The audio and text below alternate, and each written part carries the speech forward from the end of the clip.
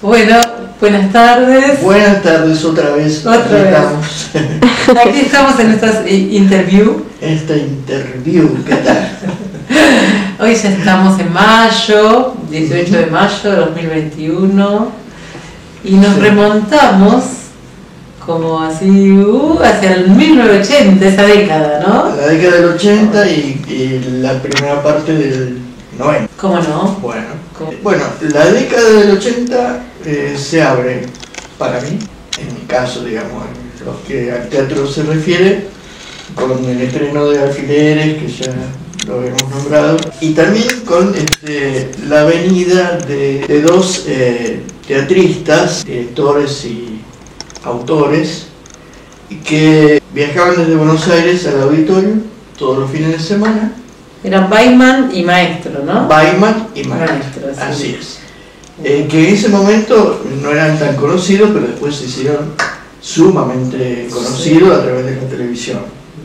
Y acá, bueno, habían montado 3 obras en los fines de semana, trabajaba únicamente, más o menos habrá sido en 3 meses, una cosa así, que montaron 3 obras y éramos, qué sé yo, 60 por lo menos los que participábamos.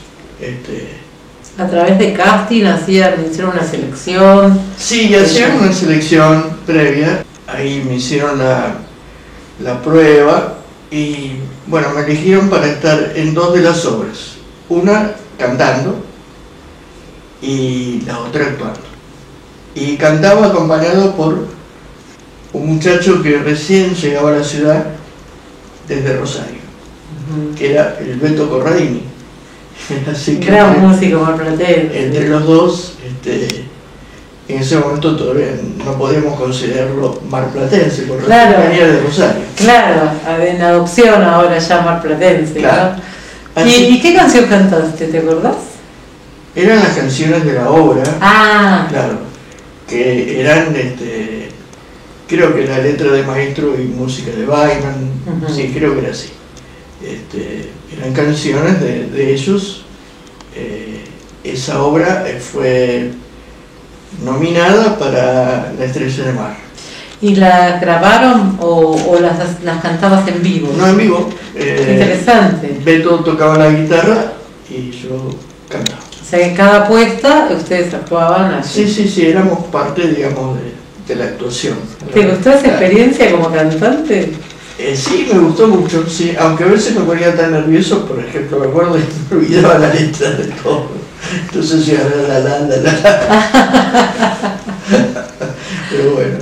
El teatro servía para poder seguir. Sí. Mira, ahí los personajes que me tocaron a mí los había interpretado antes Carlos Caro. Mira. En Buenos Aires, sí, que era ya muy conocido. Ajá. Ya actuaba mucho en televisión. Sí, claro. Pero él había trabajado en esta obra que era Chirimbolos y Cositas. Chirimbolos y Cositas, sí, una comedia. Era una comedia para niños. Claro, eran todas para niños. Eran 3 comedias y 3 niveles. Los más chiquitos eran para Chirimbolos y Cositas, era para los más chiquitos. Estaba Clementina la Pingüina, que era para medianos. Y después para los más grandes era Arlequín, servidor de 2 amos, versión de la famosa obra de Bortoni. Y bueno, ahí trabajaban Blanca Caracha, Analia Gaviria, que yo a Analia la conocía de antes, pero a Blanca Caracha no, la conocía. ¿Y cómo lo infantil te vino como siguiendo? Hablando ya te venía claro, porque es notable. Hablamos del Tapalunas, hablamos de las obras que hiciste también antes. Sí, no, pero... Y no fue una decisión tuya, de alguna manera sí pagando, y vos estabas dispuesto. Sí, estaba dispuesto porque aparte es un muy buen ejercicio. O sea, de hecho la mayoría de los actores comienza en muy infantil. La mayoría. Es un muy buen ejercicio. Claro, porque digamos, uno tiene como más libertad, como que no fuera tan serio, entonces Claro, está permitido desde el género jugar. Y entonces creo que eso habilita para otra libertad, para otra creatividad. Sí, es muy lindo. Realmente el teatro para niños es muy lindo. Bueno, y así a poco tiempo empecé un seminario de dirección a cargo de Jorge Lauretti, y ahí yo había escrito El Tapalunas, y con algunos de los chicos que participaban ahí de ese seminario, como Adrián Canales, Sergio Ralli, Lucía Díaz, a la que ya conocía, les propuse que actuaran en El Tapalunas, Patricia Ruiz, y así dirijo la primera obra, porque además no encontraba alguien que la dirigiera, y esta obra que yo le había dedicado a Pedro, otro de mis hijos, hijastros. Bueno, a él le dediqué El Tapalunas. Y bueno, con El Tapalunas estuvimos bastante tiempo. Después dos de los chicos se fueron, así que tuve que cambiar parte del elenco, y ahí... Te voy a hacer una pregunta ahí. Sí. Porque es como que apunto a la cocina del Tapalunas, que sí. Algo nos habías contado ya, pero ¿cómo vas cocinando? Por ahí eso es lo que es una de las intrigas porque posiblemente eso es lo más solitario a su vez, ¿no? El trabajo de la invención, de la escritura, de ponerte con otro personaje más. ¿Cómo se te van apareciendo esos diálogos? ¿Cómo es eso? Bueno, yo había escrito la obra en base, digamos, a lo que tenía pensado, y después con los actores, como vi que no alcanzaba, como que le faltaba un poco de desarrollo a la obra, les sugería, les daba, digamos, el motivo de la improvisación, que improvisaran. Entonces empezaron a actuar así con improvisación, y luego cuando ya estábamos por estrenar la obra, resulta que no se sabía el libreto original. Para mí era muy difícil ya escribir otra cosa, incorporando todo lo de las improvisaciones. Así que bueno, les dije, bueno, háganlo como lo venían haciendo. A algunos les encantó, es así que cuando poco tiempo después escribo la obra, y cuando estreno con nuevos integrantes del elenco, les propongo que sea la obra como está escrita, para que no nos perdiéramos tanto, porque lo que pasa es que cuando vos improvisás, por ahí te vas, ¿viste? Y a veces se hacía eterna la obra. Claro, pierde ritmo. Bueno, a veces los actores se engolosinan demasiado, y hay que saber improvisar. No es fácil. No, claro. ¿Cuáles son los límites? Claro, ¿cuáles son los límites que te pones para improvisar? La escribí y algunos se resistían, digamos, al libreto. Y el libreto es un corset para el que le guste improvisar y seguir inventando. Claro, es eso, claro. ¿no? Es como la partitura en la música. Sí, pero de todas maneras, es lo que no tiene en cuenta el actor, que aún con un libreto se puede improvisar, siguiendo el libreto. Pero improvisás la actuación, y eso no te lo puede sacar nadie. Estuvimos con el Tapalunas, y después, con parte del elenco del Tapalunas, más otros chicos que eran todos estudiantes del Colegio Ilia, armamos Las Orejas de Bartolo. Otro infantil. Pero de la cocina mucho no me contás. Yo veo que vos... ¿De qué cocina? De la cocina del Tapaluna o de Las Orejas de Bartolo, como ese momento... por ahí no te acuerdes exactamente, ¿no? Pero bueno, me decías que sí, que en la improvisación con los actores la seguiste desarrollando, pero el punto original del Tapaluna o de Las Orejas de Bartolo, ¿no? Ese momento de la inspiración, de esa idea que después da origen a todo. Sí, yo no creo demasiado en la inspiración. Buenísimo. No creo, digamos, que todo surge a partir de una idea, una imagen, que de pronto uno tiene. Las orejas de Bartolo también, que era una vecinita, claro. Ah, sí, del perrito. Claro, sí. La vecinita que se fue, que estaba muy enojada porque había nacido su hermana, y una cuestión de celos. Ahí nació Claro, por ahí la inspiración, yo coincido, no es digamos, una visión romántica de que llega la música inspiradora y ahí te inspiraste, pero sí está esa atención en algo que despierte, ¿no? Claro. Y me parece que eso por ahí es, por un lado, desmistificar, que no todo es que te llega la inspiración. No, porque eso te puede dar pie, digamos, a que vos elabores, pero es una elaboración que tenés que hacer. Claro. Pero sí ese momento hay un pintor que se llama, no sé si lo conoces, inglés, Bacon, que habla del accidente. Él dice, bueno, yo me pongo en una tela y me pongo a hacer mamarrachos, pero de repente pasa el accidente, que es esa mancha o esa cosa, como esto, la vecina, o aquella cosa que me hace o me origina todo otro trabajo, ¿no? Sí, a eso yo y cuando digo eso es como si a veces tampoco uno se da cuenta cuál es ese punto de inspiración.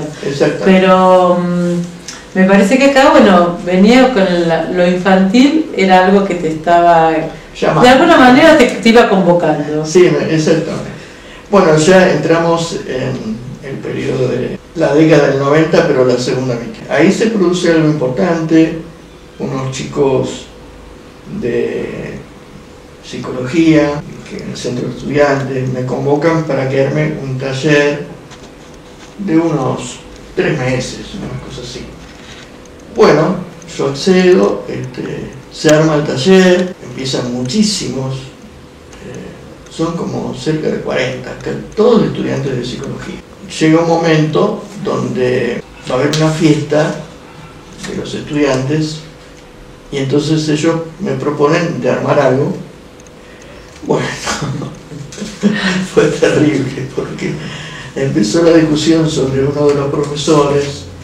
Yo decía que lo que podían hacer era satirizar a algún profesor sin ninguna maldad, simplemente, bueno, en base a algunas características, cosa que se hace mucho y es una cosa bastante liberadora. Claro. Bueno, no, se armó una discusión en torno a este profesor que fue terrible, se dividieron, se rompió todo.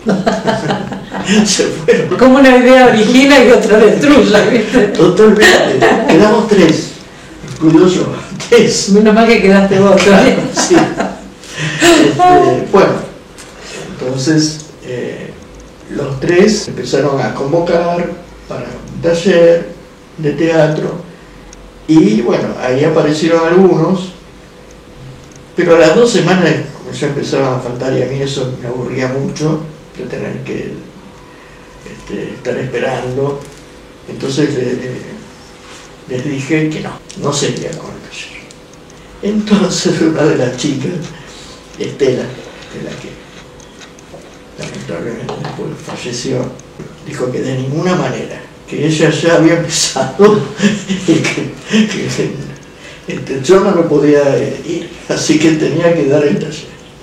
Bueno, en realidad fue bueno, ella defendió algo que yo en realidad era como que no me animaba a defenderlo, me parecía que ya no iba. Y bueno, lo defendió. Y así continuamos, se sumaron otra gente y ahí al año siguiente, bueno, ahí entraron muchos de los que conocés. Sí, ahí entré yo también, un poco por el 98, yo entré antes del 2000. Estamos hablando, 2000, antes del 2000 entré. Claro, sí, pero estamos hablando del 96. Todavía. Un poco de... Claro, sí. Abel sí entró al año siguiente. Noelia, Miguel, Ariel, ¿no? Estaban por ahí. Miguel, claro, Miguel. Ariel no, todavía. Ahí yo había escrito Pan de Sal, una obra para la cual había hecho entrevistas. Glorioso. Ahí ya lo habías escrito, o sea que es de esa época Pan de Sal, claro. No, la hizo Estela. Es anterior. La hizo Estela, claro. Es anterior, es de yo la escribí, me parece, hice los reportajes, las entrevistas a trabajadoras del pescado en el 89. Y la escribí en el 94. Entonces les propuse, eran muy pocas las chicas, 3 en ese momento, y 3 varones. Entonces los varones hacían pequeñas intervenciones, eran las parejas. Claro. Pero ellas, digamos, eran los principales. Las fileteras. No eran fileteras, sino que eran envasadoras. Envasadoras. Sí, trabajaban en fábricas, no de filet, sino de conserva. Conserva que en realidad no había muchas empresas de conserva, sino que lo que se hacía era el entrefoliado. Claro, porque cuando nos... Para exportar. Porque hacíamos, o sea, toda la gestual... Claro, el interfoliado. Sí, interfoliado. Claro, interfoliar el pescado y después mandarlo a congelar, y bueno, y después salían las bandejas hacia distintos lados del mundo. En ese momento se exportaba mucho pescado. Bueno, la obra la estrenamos en la universidad, sí, creo que en el aula magna. Aula magna, me parece, no me acuerdo bien. Ahí empezaron nuestros viajes al Encuentro Nacional de Mujeres. Claro. Fuimos al Chaco primero, donde no la pudimos hacer porque la empezamos a hacer, pero no habían conseguido un lugar. Entonces la hicimos en La Peña, pero bueno, no, La Peña no iba, tuvimos que suspenderla. Ese año de Chaco, ¿qué año sería, no? Era, bueno, sería el 97, 90 y debía ser el 90, fue el año que la teníamos, ¿eh? Claro, después me voy a fijar ese año. Sí, yo creo que fue 97. 97, sí. En Resistencia. En Resistencia. Entonces, como nos quedó las ganas de haberla hecho, al año siguiente nos dimos el gusto de llevarla a Bariloche. Qué hermoso. Claro. Y ahí en Bariloche la hicimos, Encuentran Mujeres Bariloche. Sí, la hicimos en un salón de actos tipo teatro de una escuela, y después a la noche cuando volvimos la hicimos para las mujeres de Mar del Plata, que estaban parando en una escuela, y después a la vuelta la hicimos arriba del colectivo. Sí. Siempre el colectivo. Sí. También hay que pensar en ese contexto, ¿no? Que era la desocupación, las privatizaciones, todo lo que pasó en el aeropuerto, ¿no? La gestión de Solá había sido ahí, bueno, ¿no? Creo que era un emergente, un portavoz de esa obra.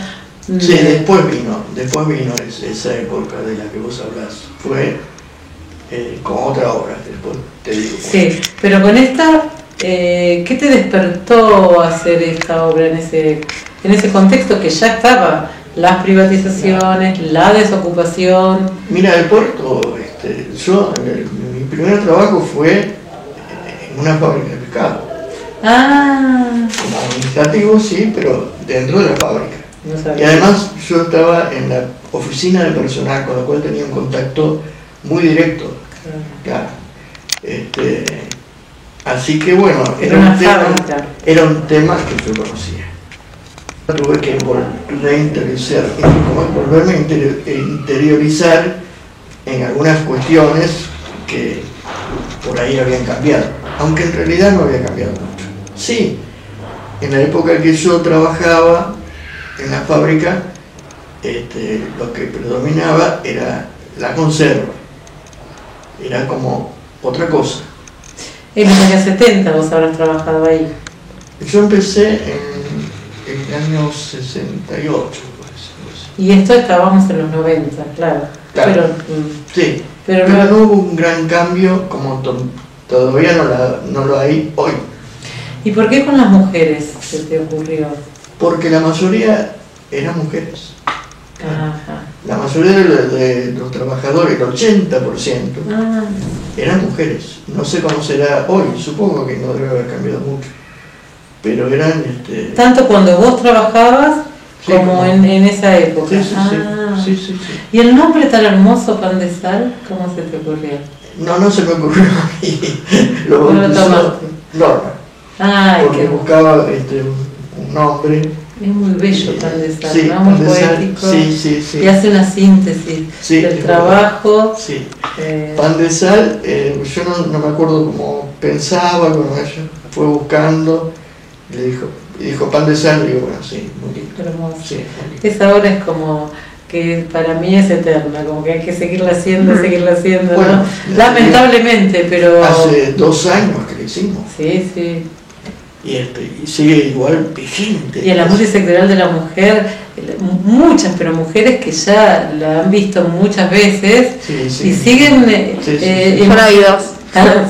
y siguen emocionándose como la primera vez con una fuerza. Yo que también tuve la suerte de poder hacerla, pero también la vuelvo a ver y me genera tanta emoción, tanta fuerza, ¿no? Porque además va más allá del puerto, ¿no? Va a esa condición de trabajadora, de trabajador. Claro. Después la hicimos de los jubilados de todo el país que habían venido a un congreso. Lo hicimos ahí en la facultad, en la facultad, en el lugar que te decían. Que la aula magna. La aula magna. Y bueno, había mucha gente de la carne. Muchas mujeres también que trabajaban en la carne. Y eso es lo que dijeron, que era lo mismo, que no había diferencia. Sí, claro. Lo que era el trabajo con el pescado y también le hicimos ahí, yo estuve en sindicatos del puerto. Claro. Y después nos venían a preguntar si éramos obreras del pescado. Y nosotros nos poníamos tan contentos, decíamos, qué bien que actuamos. Sí, muchas veces preguntaban eso, Sí, realmente las chicas dicen, son trabajadoras del pescado, no son actrices. Es que nos habían enseñado, trabajadoras mismas, de verdad, Mónica, a toda la gestual, ¿no? Para poder hacer... ¿Te acordás que Mónica? Sí, Mónica también, pero Mónica ya Rodríguez. Antes, para la primera puesta de Pan de Sal, nosotros fuimos a una fábrica. También, claro. Y ahí las chicas hacían la obra y todas se reían, festejaban, comentaban. Fue una verdadera fiesta eso. Yo no estuve. Encontré a unas chicas, yo trabajaba, no podía ir. Pero que bueno, que habían estado muy contentos de esa experiencia. Ahí perdón. Claro, Mónica, después de Mónica, que había hecho un escrito, como vivir una sangre, lo tomamos, el escrito, para hacer una representación, donde cada una se iba adelantando y decía una parte de lo que era el texto. Y bueno, eso también fue muy lindo. Eso fue hermoso. Sí, lo hicimos en otro encuentro en Mar del Plata, en el estadio. Sí, claro. Ahí hicimos la apertura del encuentro nacional de mujeres Mar del Plata 2005, en el estadio. 2005. Sí, ahí yo también actué. Claro. Sí, y digo que es cuando el fenómeno teatral, artístico, puede juntarse con lo que nos pasa, ¿no? Claro. Como clase trabajadora, digo, ¿no? Fundamentalmente, ¿no? Claro. Entonces provoca una llegada inmensa en las personas y cada onda, ¿no? Se trata del tema de la identidad, porque, digamos, ¿cómo nació Pan de Sal?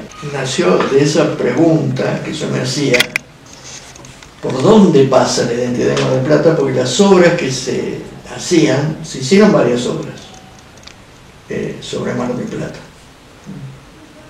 Y eran todas sobre el tema turismo. Y yo decía, pero claro, el tema turismo es una cosa que viene y se va. ¿Qué deja la ciudad? Nada. Es como una ola. Claro. Después, la única obra que hubo fue una que escribió Beba Basso, que era se acercaba un poco, vivían todos en una pensión, y eran casi todos trabajadores de los restaurantes, de gastronómicos, exactamente. Esa por lo menos se acercaba un poco, pero yo cuando lo vi dije, no, todavía no es. No pasa por acá la identidad. Lo más fuerte de la identidad de Mar del Plata está en el puerto y en el campo. También. Que es una obra que todavía no escribe, pero que estaría bueno hacerlo. Son los dos lugares por donde pasa realmente la identidad del pueblo. Lo del campo, que también está bastante como soslayado, ¿no? Porque sí, a mí me llamó mucho la atención cuando me vine a vivir a Mar del Plata, lo del campo. Porque, por ejemplo, por el folclore, por la gente como es, cuánta gente hay del campo, qué influencia que tiene. Mucha. Sí, sí. Mucha. Qué cerca está el campo, además. Claro. Está pegado, ¿no? Está pegado. Continuación de la ciudad. Y a veces se mezcla tanto que no sabes. Claro. Bueno, esa es una obra que todavía no escribí, no sé si la escribiré porque lo que pasa es que es un tema sobre el cual no conozco.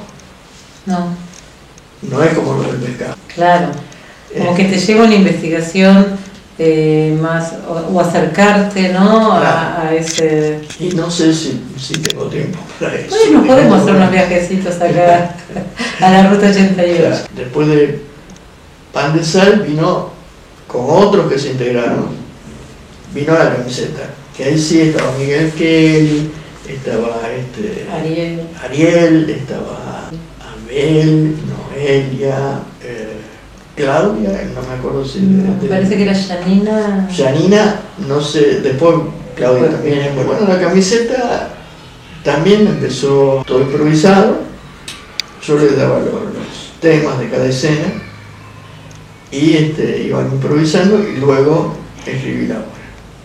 Vos les dabas los temas que te parecían, vos tenías la idea del conflicto, conflicto, ¿no? Del argumento como era todo, simplemente no lo había puesto para... Claro. Pero sí les iba dando las líneas argumentales, los personajes. Claro. Bueno, fue entretenido hacer La Camiseta. También en aquel momento los jóvenes sufrían una gran cantidad de atropellos en los lugares de trabajo. Cuando la hicimos en el encuentro de mujeres, muchas se acercaron para decir que las cosas que habían vivido, algunas mucho peores que lo que mostraba la obra, pero además que yo pensaba que era todo una sátira y que era una exageración. Claro. Y sin embargo, las cosas que me contaban, sí, me quedaba corto, pero las cosas que contaban eran terribles. Por ejemplo, acá en Mar del Plata había un lugar al cual llegaban todas las mañanas, se juntaban. Había un himno dentro de la obra que cantaban que era el himno del lugar. Bueno, y acá también. Claro, acá también había en este lugar de trabajo también. Porque es una manera de adoctrinar, ¿no? Sí, así como una religión. Una religión, claro. Entonces, bueno, entonces salían de la casa y iban a vender. Era de venta así ambulante, casa por casa. Bueno, para mí fue muy sorprendente eso. Yo pensaba que sí, podía haber cosas parecidas, pero no tanto, ¿no? ¿Qué año es La Camiseta? 1990 y... Creo que se estrena antes del 2000, sí, claro. Sí. Después viene el 2000 y era increíble cómo se notaba la efervescencia en el público, como cada vez iba tomando más la obra y estallaba al final, ¿no? Que termina con ese grito de esta es mi camiseta, con la bandera argentina, que bueno, causaba mucha emoción. Sí. Estamos hablando de que era ya la etapa donde había piquetes, donde la reacción del pueblo ya estaba frente a la desocupación, estaba la organización de desocupados, y La Camiseta ahí también portavoceando nuevamente. Encima en la calle. Sí, yo la vi mucho la dieron La Camiseta y por años. Sí. Distintos momentos, ¿no? No tanto como Pan de Sal, ¿no? No, pero... La hicimos, sí, un tiempo. Y ha vuelto La Camiseta. Y volvió hace 3 años, ¿no? Sí. En Mar de Fondo. Mar de Fondo hicimos el reestreno de la camiseta. ¿Y qué pasó con el público en este reestreno después de 20 años? Igual, reaccionó igual. Son lentos los procesos de cambio, ¿no? Sí. Lo que pasa es que hay cosas que no se modifican mucho. Es así. La explotación. Eso sigue estando. Bueno, después viene de la camiseta lo que va a ser, viene antes si se me ocurre. Si se me ocurre. Claro. Bueno, esa va a despertar grandes fanatismos dentro del grupo. Grandes fanatismos, yo te iba a decir pasiones, pero no son pasiones, son fanatismos, fanatismos. Sí, una cosa, es un fenómeno increíble. Sí, hay muchos que la aman, ¿no? La aman y la quieren morir haciendo si se me ocurre. Ser viejita y estar haciendo si se me ocurre. Bueno, ahí la estrenamos en la calle. Para los jubilados. Ah, mira. Sí. Y después, al día siguiente, en el complejo universitario. Yo la vi ahí, en el complejo. Ah, la viste ahí. Sí. Bueno, al principio no teníamos nada. Habíamos hecho con la... Claro, porque si no, no podíamos estrenar. La habíamos hecho con cajas de cartón. De cartón, bueno, sí. De todas maneras, si se me ocurre, siempre fue una obra austera, digamos, que más que nada lo que ha tenido en algún momento es un vestuario más o menos muy bello, muy colorido. Sí, muy colorido, exactamente. Pero después escenográficamente no, porque para mí no tenía sentido meterle escenografía, así que lo único que teníamos eran unos grandes cubos de colores, ¿no? Que eso le daba cierto, pero nada más. A veces es así, no encontrás la manera no se trata de llenar por llenar, ¿viste? Eso a mí nunca me gustó eso. Sí, creo que también fue la primera obra, me parece, me acuerdo el impacto que yo la vi ahí en el complejo, que eran un montón. Yo había estado en el taller, estaba empezando a ir al taller, pero había ido en la etapa que éramos poquitos todavía. Y digo, podía ir a ver esa obra. Y voy y tenía a mis hijos chiquitos ahí, los chicos, ¿viste? Y cuando eran un montón en la obra, qué bueno, me encantó, un montón de jóvenes, ya actuaban todos los jóvenes, pero no sabía y me impactó, impactante. Sí, fue muy lindo, los chicos se divertían mucho, me refiero a lo del elenco, ¿no? Y también eso es lo que hace divertir, ¿no? Claro. Estaba muy bien 10. El muy bien 10. La primavera. La carátula que estaba, era carátula de primavera. De primavera. La tiza, el pizarrón. Sí. La goma de borrar. Corrector. La familia de palabras. Sí. Después ya fue agrandándose más.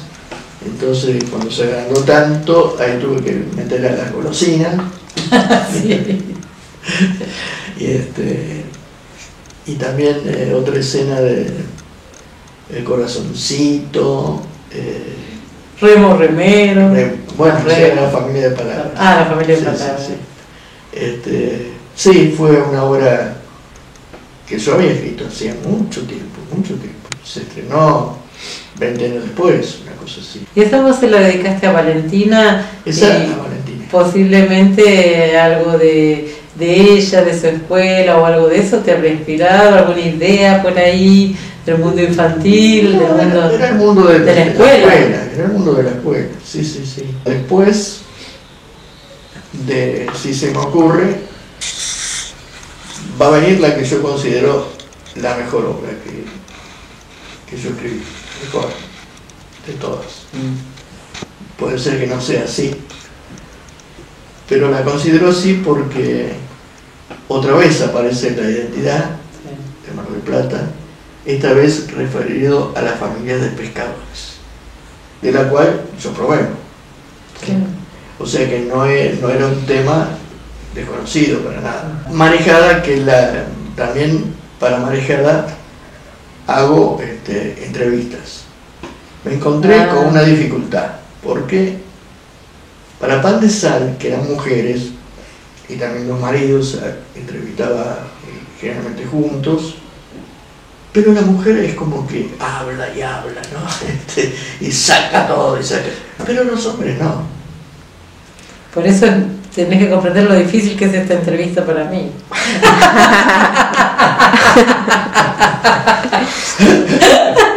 Bueno, no dicen nada. Salvo uno, que era el que más contaba. Ajá. Y mejor contaba, además. Que vos lo conocés. Es una persona maravillosa. El Vaso. Sí. El Vaso. Él fue el que más hablaba de las cosas que, porque lo que había pasado, digamos, yo lo hago a partir de la toma del Géminis, un barco que estaba por salir, un congelador, y 5 marineros que se suben al palo mayor y detienen la salida. Eso más o menos lo conocía, pero me quedaba, digamos, más de las vivencias arriba del barco, ¿no? Si bien yo había estado muchas veces arriba de un barco, porque ya te digo que mi papá era pescador, después, aparte de pescador, fue capitán de armamento. Entonces, muchos fines de semana, cuando venía el barco, se quedaba arriba del barco, íbamos a comer con él, y bueno, ahí nos quedábamos. Me encantaba revisar los camarotes. Claro. Porque tenía un montón de revistas de chicos. Ay, qué lindo. Qué sé yo, Patucito, todo eso. Entonces yo buscaba abajo del colchón y me hacía así. Una panzada. Mi papá venía, no, que la dejara otra vez donde no te la quería llevar. Sí, claro. Llevar algunas, pero no todas. Entonces, para mí era un mundo conocido. Pero bueno, fue difícil sacarles a esos 5 marineros. Sí. Que contaran esa experiencia, que la pudieran compartir, recuperar. Sí. Había cosas muy... ¿Habría miedo a contarlo? No, cosas muy cómicas que no aparecieron en la obra porque yo no las conocía en ese momento, pero por ejemplo contaban que eran como 20 los que iban a hacer la toma.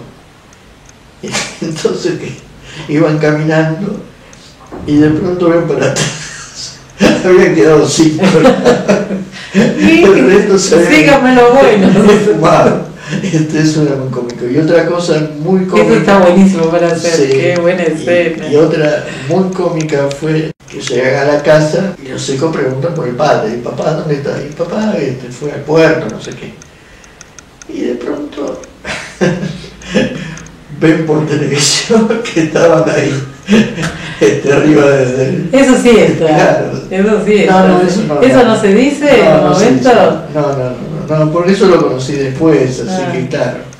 Y ya no quería andar modificando.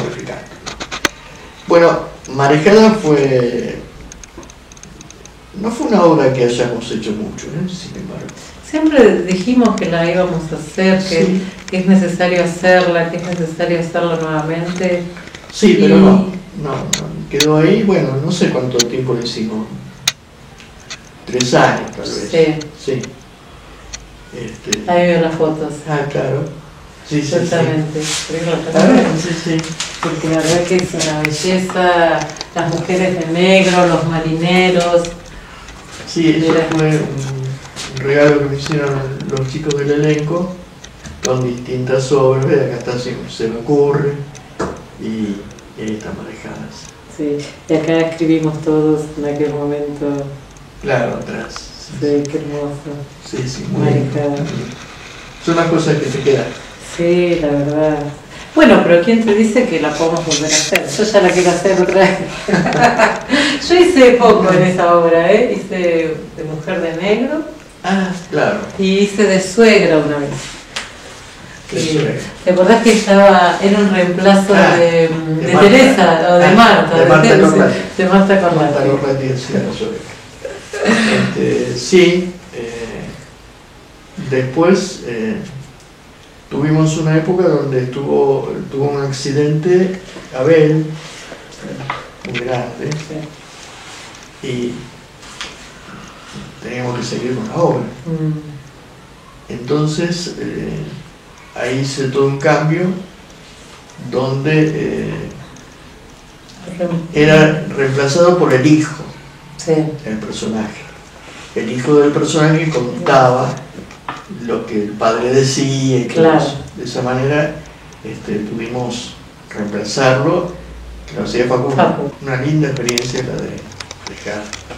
Yo pensaba, un teatro que refleja así la Mar del Plata, digamos, profunda, la Mar del Plata más real, que no hay tanto, ¿no?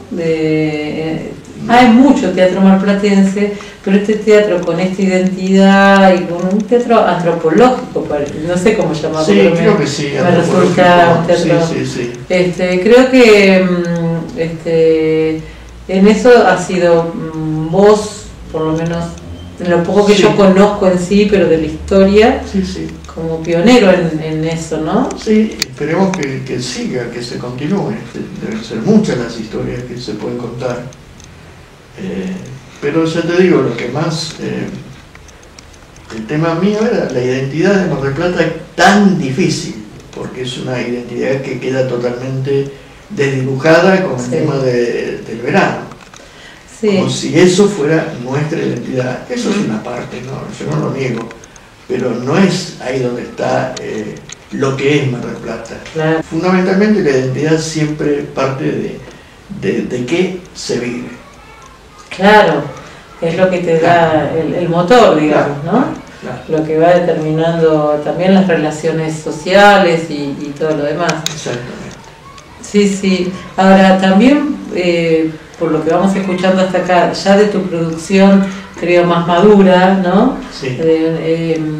Vos te vas dando un método de trabajo que es esto de las entrevistas, que me parece también muy interesante, ¿no? Sí. Como acercarte a los protagonistas reales y a partir de allí,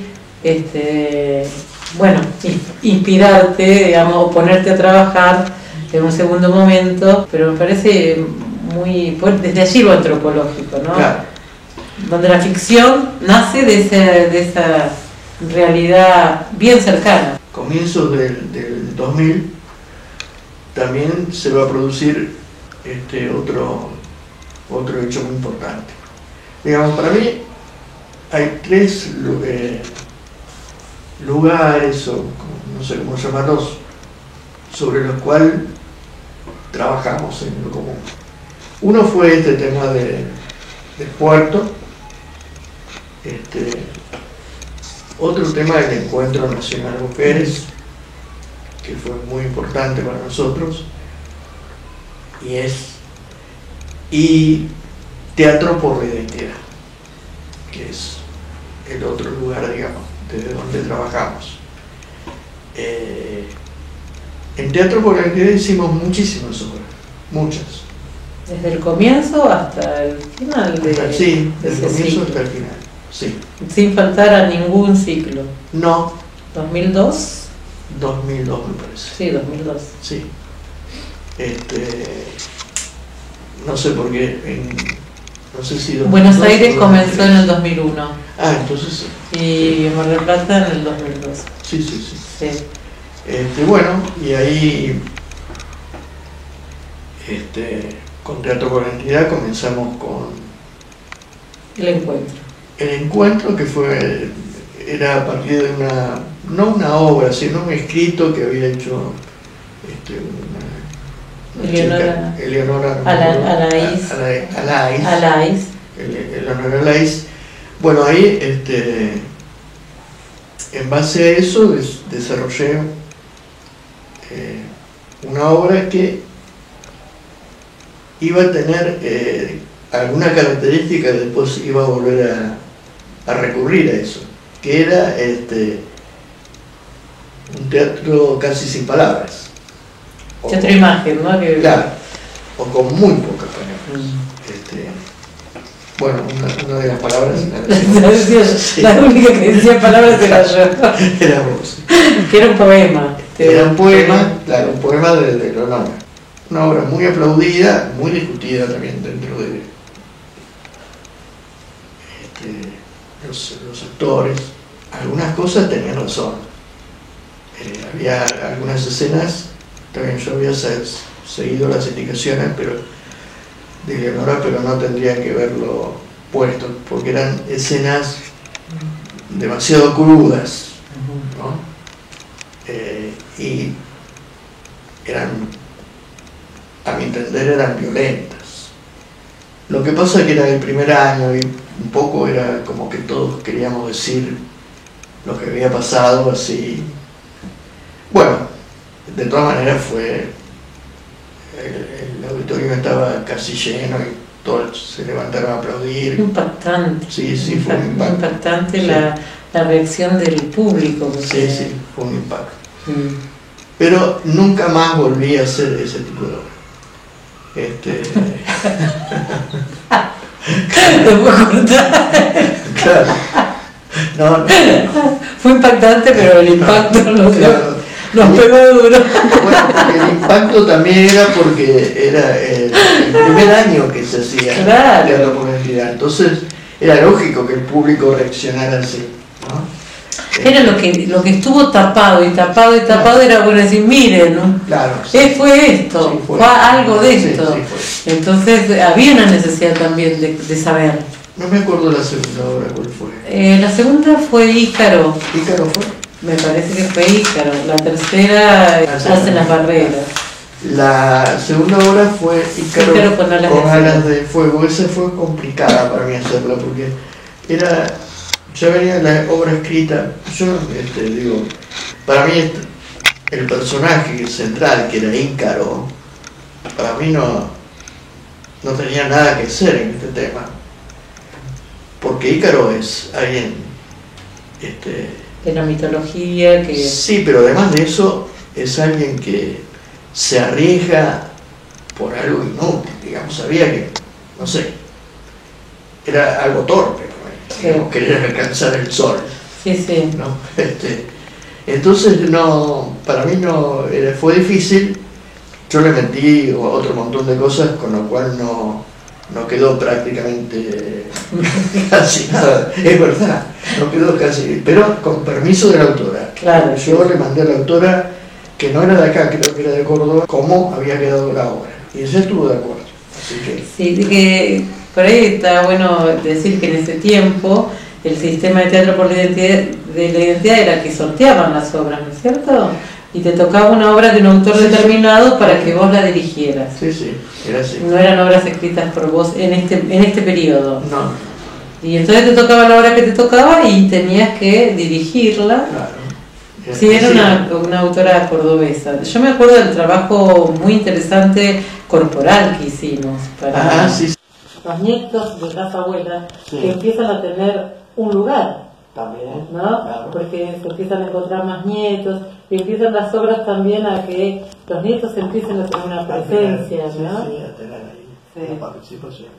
Hicimos Divino Tesoro, que era sobre las tres generaciones, es decir, la de la dictadura, la de los hijos y la de los nietos, justamente. Eran las tres que aparecían ahí. A mí me encantó esa obra. me gustó mucho hacerla. Incluso estaba lo de López, muy fuerte la desaparición de Julio López, claro, y la presencia en esa obra. En esa obra, sí. Sí, no, fue muy lindo. Terminaba con toda una manifestación, que incluso ahí participaban algunos que no estaban en el reparto. Por ejemplo, Mariana,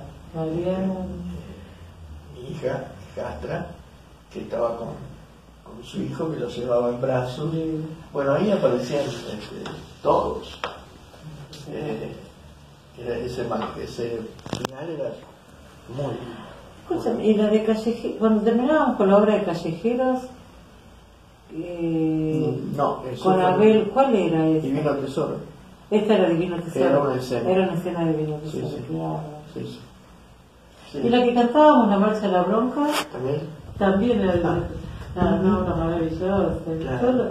O sea que ahí teníamos una banda de rock. Teníamos una banda de rock. Después, en el segundo año, tuvimos la banda de rock más chicos que eran estudiantes de la Musem. De la Musem, de músicos. Claro, sí. Era un montón. Sí, sí. Muchos sí, eso era muy lindo, de combinar las distintas disciplinas, ¿no? Sí. Como por ejemplo la participación para mí inolvidable de Pepe. Sí. Pepe el titiritero, que nos había acompañado en las Barreras, y que después volvimos a estar con él, ¿no? En la obra sobre Lorca. Claro, sí, eso fue maravilloso. Sí. Qué bueno, qué hermosos recuerdos, qué momentos imborrables, ¿no? Tan trascendentes. Yo sentía que estar ahí era lo mejor que me podía pasar. No estar ahí haciendo eso, ¿no? Era lo más importante que podía estar haciendo. O sea que mirad el sentido que le daba a nuestras vidas. Muchísimo. Esa actividad, esa tarea, ¿no? Porque para mí creo que ahí es donde se da la integración.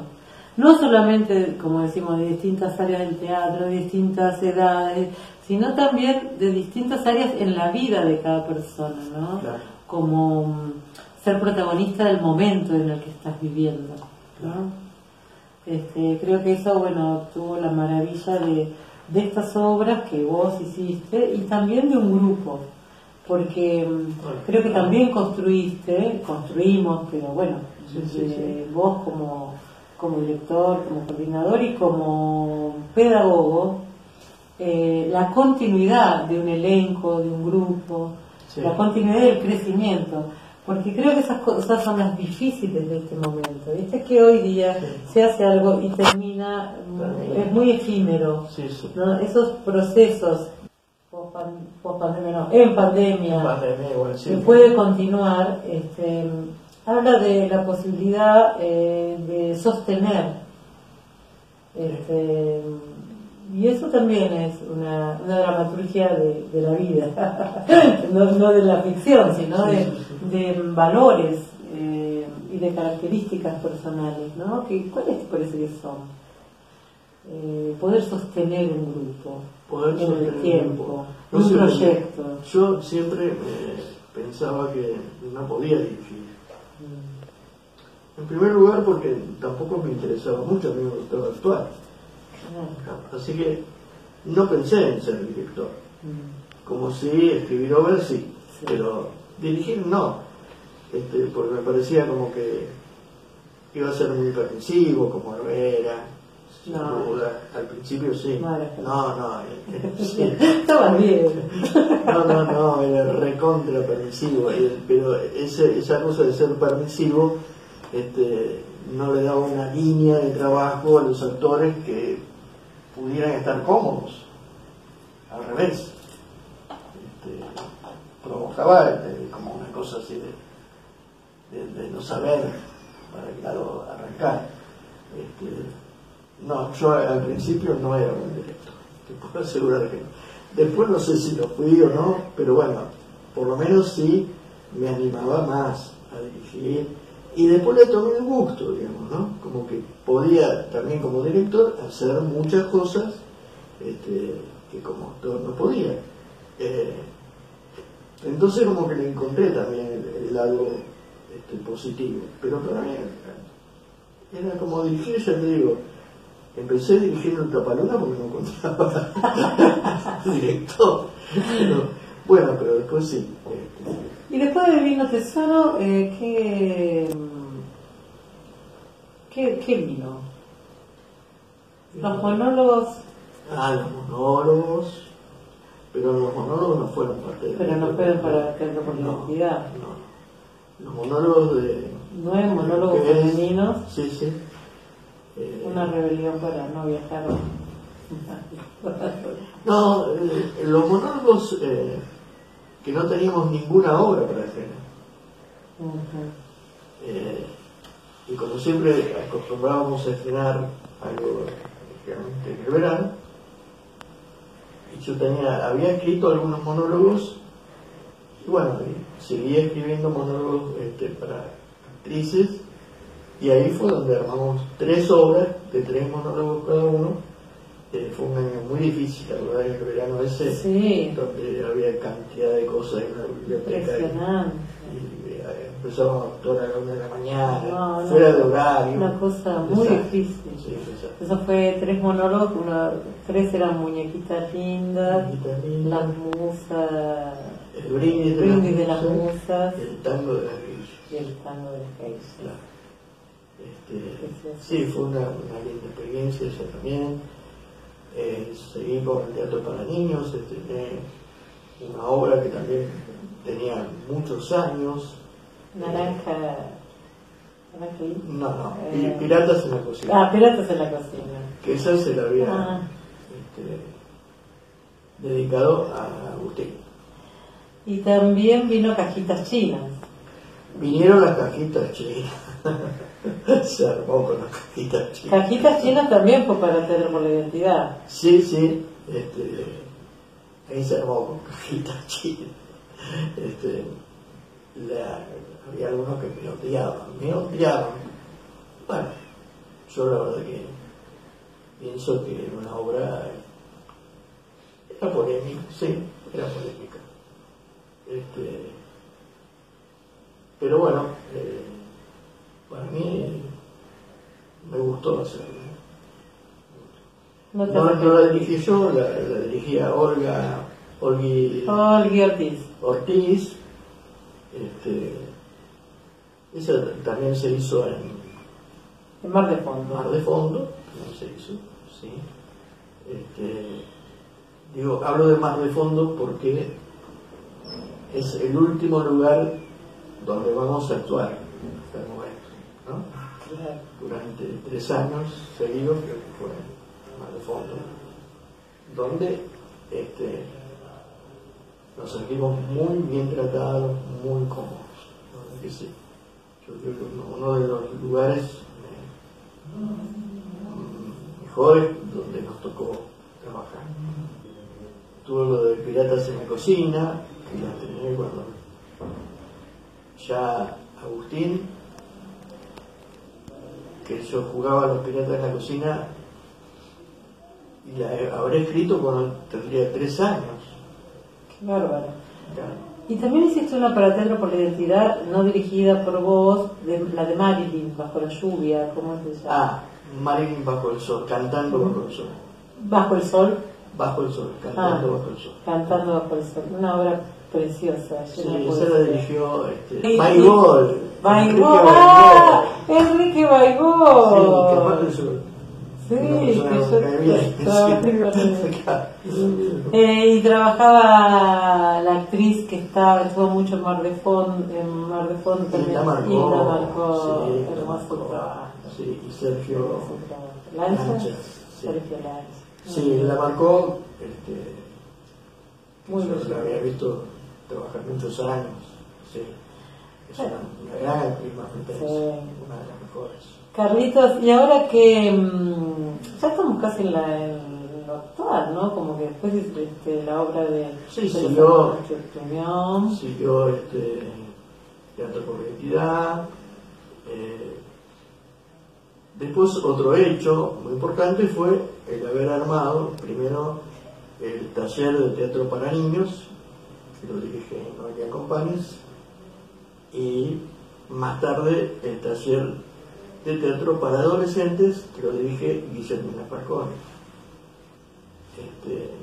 También tu contribución con el trabajo de la voz dentro del taller de teatro de los adultos, y más tarde la de Claudia Castro, que todavía sí.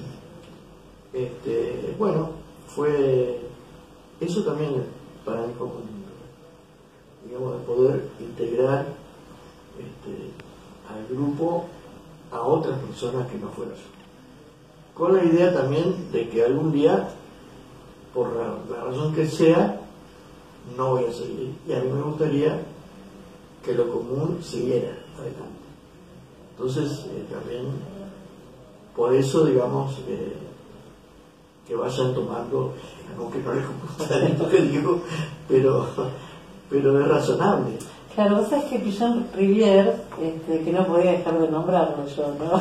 No, bueno, Pichon Rivière, pero alguien que tiene mucho que ver además con la cultura, con el teatro, con todo, además de su labor. Como nos conforma, ¿no? Como nos conforma la identidad. Decía Pichon Rivière que un proyecto de vida saludable, sano, era el que podía incluir la propia muerte, o sea, el que podía incluir que somos finitos y que entonces vos podés proyectar. Claro. Porque si te crees que sos inmortal, bueno, entonces con vos se terminaría un montón de cosas. Claro, el poder hablarlo, pensarlo, compartirlo, nos hace más conscientes de que tenemos un punto donde algo se termina para poder darle continuidad, otra continuidad.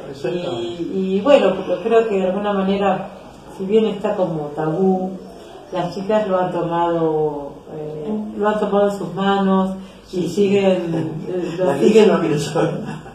Pero lo siguen desarrollando en la acción. Es distinto, tiene otra forma de pensamiento, pero siguen digamos, pueden en la acción concreta de sostener sus talleres a través del tiempo y de las dificultades, y lo pueden sostener, que yo te digo que para mí eso es de un valor muy muy importante y muy contracultural, digamos, ¿no? Como lo cultural hoy no propone la continuidad, más vale proponer lo efímero. Claro, entonces sí. Y me parece que tener esos espacios con continuidad hace bien. La herencia tampoco, claro.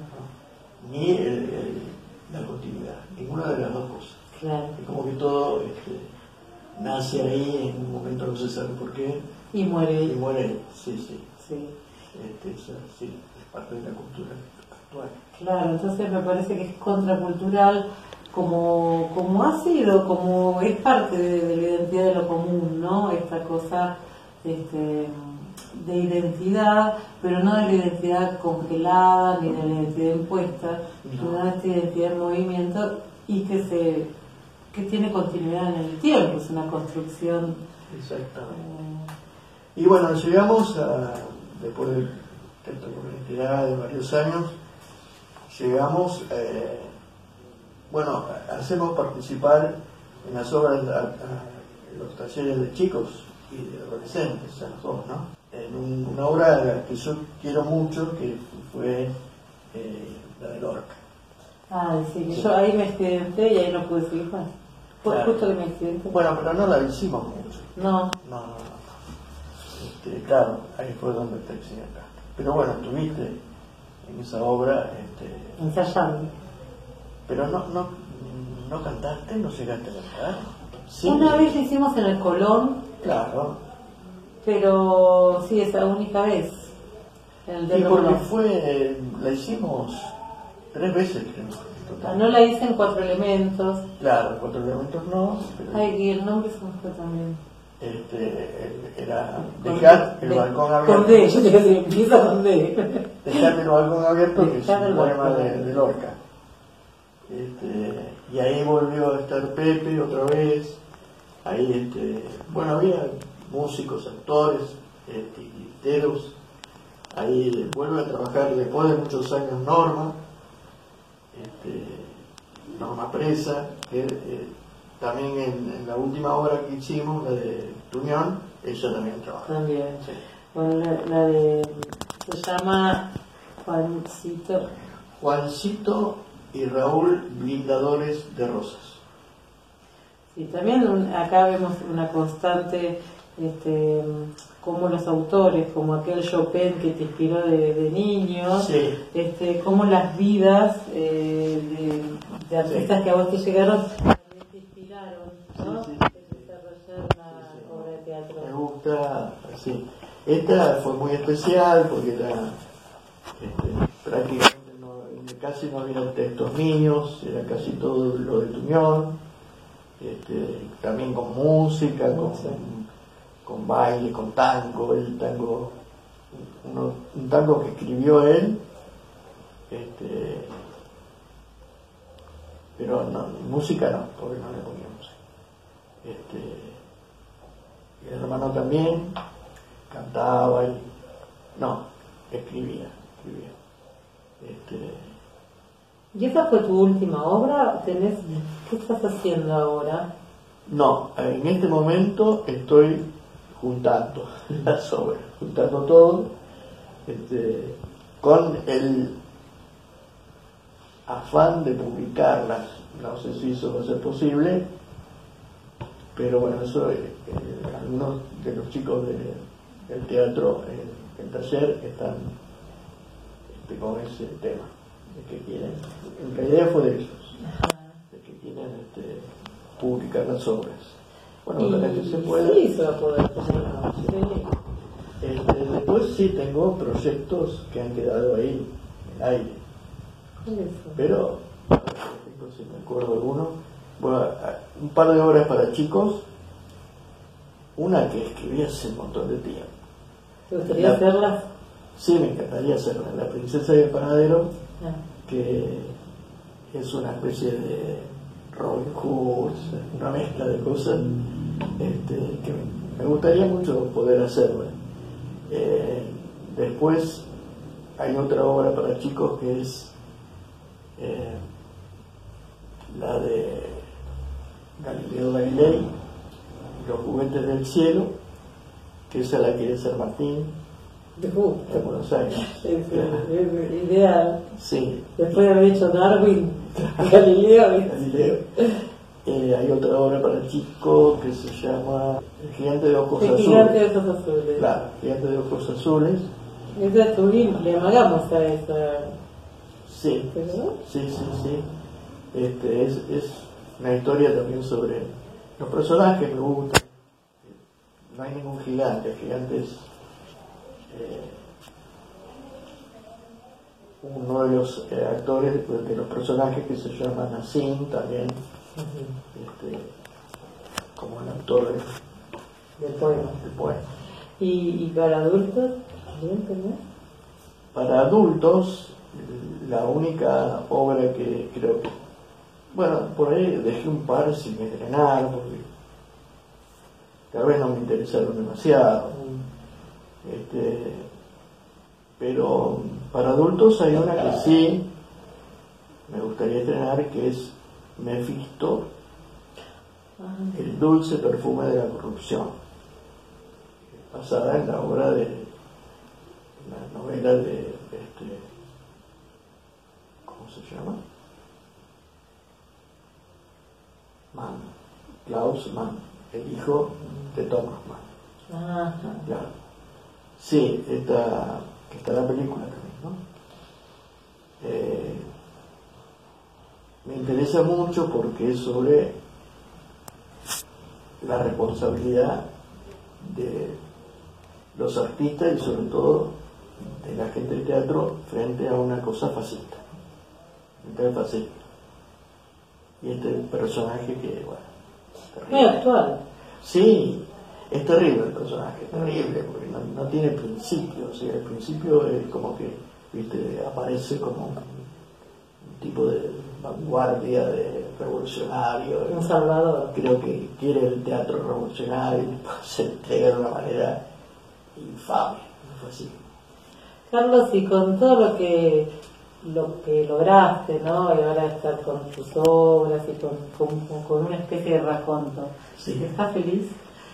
Sí, lógicamente que sí, porque sobre todo eso es lo que me ha dado mucha felicidad, mucha alegría. Eso es lo que me deja el teatro. O sea que de alguna manera haber cumplido los objetivos. Cierto. No importa, digamos, ¿quién me conoce? La Cámara de Plata me conoce, ¿no? Nada más. Y nada menos. Y nada Viste que no es fácil ser profeta en su tierra. Sí, no. Bueno, Carlos, Estoy muy agradecida de que estuviste tan bien dispuesto para que en estos momentos... O sea, que el agradecido soy yo, por poder compartir con vos tantos recuerdos, tantas cosas que hemos vivido. Quiero agradecerle también a Rocío, actriz, profesora, ¿no? ¿Ya? Casi profesora de teatro, que nos ha filmado esta entrevista. Sí, pero pienso que es muy importante y muy interesante que maestros, artistas como vos nos dejen su legado, y ahora que estamos en estos tiempos donde tenemos estos medios, puede ser muy nutritivo para los jóvenes que necesitan referentes como vos. Bueno, espero que sí, poder serle de alguna ayuda en ese sentido. Es poco lo que puedo hacer en ese sentido, pero bueno, con toda mi alegría, con todo gesto en mi corazón, eso sí. Muchísimas gracias, no lo dudo. Gracielita. Por siempre.